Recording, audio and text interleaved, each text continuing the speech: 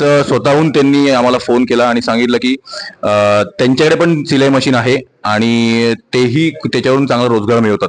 तर त्यांना म्हटलं की त्यांनी स्वतः सांगितले आम्ही येऊन मार्गदर्शन करू, तर तुम्हाला जास्ती उपयोग येईल मार्गदर्शन. तर मॅडम तुम्ही हे फक्त घ्याल, हे माईक आहे रेकॉर्डिंग, तर तुम्ही तुमचं मनोगत व्यक्त करा.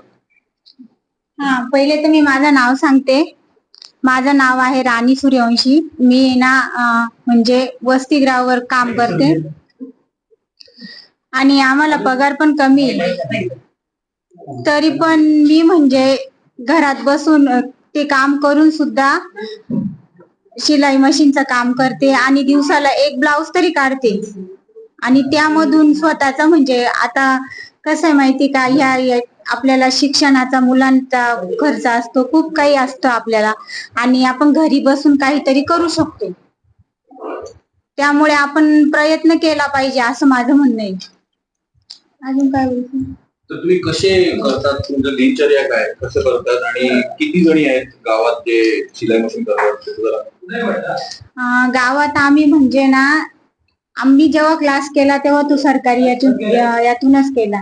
आणि मग आम्ही पण आदिवासी भागातच राहतो, त्यामुळे आमच्याकडे पण वसतिगृहातल्या मुली असतात. त्या मुली 10वी पर्यंत शिकल्या की मग त्यांना पण असं घरी काम नसतं काही, मग आपण सांगतो की या बाबा, मी तुम्हाला म्हणजे माझ्या परीने जेवढं शिकवता येईल तेवढं शिकवते.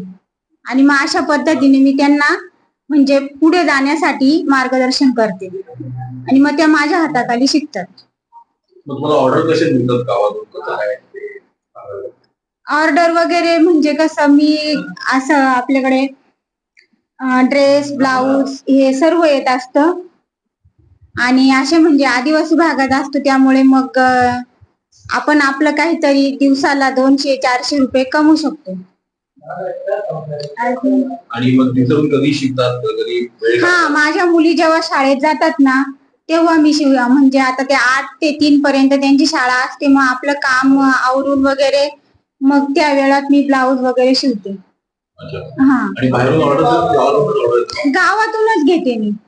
हो. काय काय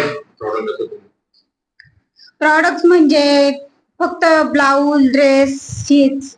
अच्छा, गोदडी किंवा असं काही लहान मुलांचे कपडे ते असतात, पण मग ते एवढी मागणी नसते तिथे. अच्छा. हा, जर क्वचित एखादीचं आलं तर करून देते मी, तसं काही नाही. पण ब्लाऊजला आणि ड्रेसला खेडेगावात कसं लांब जावं लागतं म्हणजे शिवण्यासाठी, त्यामुळे मग आपल्याकडे आता इथून तुम्हाला कुठे जावं लागत असेल ब्लाऊज शिवायला, का गावातच असतात? हा, आपण मग कमीत कमी आपलं पण शिवू शकतो, आपल्या घरातल्यांचं पण शिवू शकतो, आणि जर कधी वेळ भेटला तर आपण त्यातून म्हणजे दुसऱ्यांचं पण शिवू शकतो ना, आपल्याला फायदा होतो आणि आपल्या घरातलं काम आवरून करतो आपणही, असं मला म्हणायचं. काही तुम्हाला काही विचारा. यांचं सगळ्यात जवळ आहे कोडाळ. हा, कोडाळ किंवा कसा, दोन्ही 18-20 किलोमीटर तिकडून ते जाऊन मार्केट एरिया म्हणजे कशाबद्दल बोलायचं का?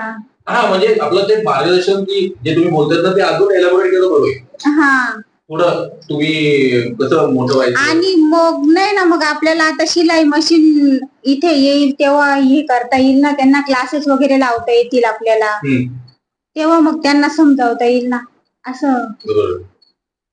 अजून म्हणजे कसं समजावं, म्हणजे असं आता आपण शिलाई मशीन तुम्ही आणणार आहेत आणि मग तेव्हाच ते केल्यानंतरच होईल. आमचं आता 42 ते 43 जण आहेत, त्यातले 36-37 टेलरिंग आहे आणि 5 आरी वर्क आहे.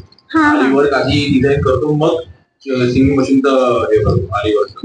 तर आमचं असं म्हणणं आहे की स्टार्टिंगला 4-5 ज्या जवळ राहतात त्यांना मी एक मशीन देईल, असं करूया. कारण आपण पण फंड, आपण हे व्हिडिओ सगळे व्हायरल करणार, मग फंड देईल आपल्याला. आणि मग त्यांना शिकवण्यासाठी कसं काय करावं लागेल? तर नोव्हेंबर 2nd वीक पासून अजून एक पाटेकर सर येत आहेत युवा कौशल्यचे, ते यांना कौशल्य देणार आहे.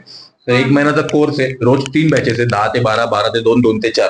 तर ते आज बॅचेस क्रिएट करणार आपण, आणि त्या बॅचला त्या महिलेनी यायचं आणि कुठं दुसरीकडे हॉल आहे तिकडे यायचं, तर तेव्हा हे करू.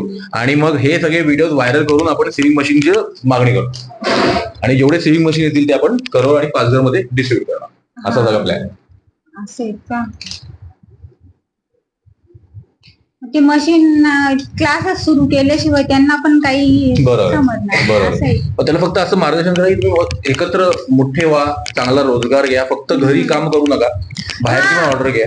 तुम्ही ना घरात बसून फक्त घरातलंच काम नका करत जाऊ, कारण की ना आपण म्हणजे आपले पण काहीतरी आपल्याला पण आपल्या गरजा असतात, आपले मुलं बाळ असतात, त्यांचं पण आपल्याला बघायचं असतं. आणि तुम्ही कसं म्हणजे शेतीचेच काम करत असाल, हे 4 महिने झाले की तुम्हाला काही दुसरं काही नसेलच, त्यामुळे मग असं काही काम केलं ना तर तुम्हाला काहीतरी त्यातून स्वतःची पण गरजा भागवता येतील, कुटुंबाच्या पण भागवता येतील, आपल्याला आर्थिक पण त्यामधून हे होईल, असं मला म्हणायचं. तुम्हाला काही बोलायचं असेल तर तुमच्यासाठी आणलं त्यांना. तुम्ही विचारा तेव्हा मी तुम्हाला सांगू शकेल. आता तुम्ही एवढ्या त्यामध्ये पूर्णपणे सक्षम झाले आहेत, बरोबर. तुमचा अनुभव काय आहे? तुम्ही कशा पद्धतीने सुरू केलं? तुमचा रोजचा इन्कम किती? तुम्ही काय काम भेटते त्यामध्ये? शिलाई मशीन मध्ये काय काय काम केली आजपर्यंत?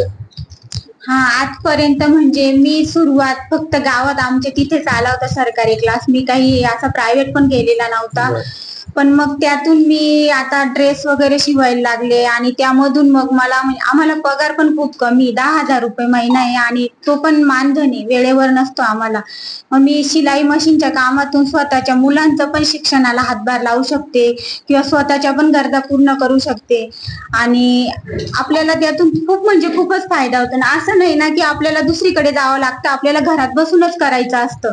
त्यामुळे आपलं घरातलं काम झालं की इकडे तिकडे टाइमपास न करता किंवा विनाकारणचा वेळ खर्च न करता आपण ते काम करू शकतो आणि त्यातून आपल्याला पाहिजे तेवढा मोबदला मिळू शकतो. म्हणजे आपण एक ब्लाऊज जरी शिवलं ना तरी पण आता ते कसं मला थोडस हे वाटतंय, कारण की मी पहिल्यांदा बोलते ना, त्यामुळे थोडस हे होतंय, दुसरं काही नाही.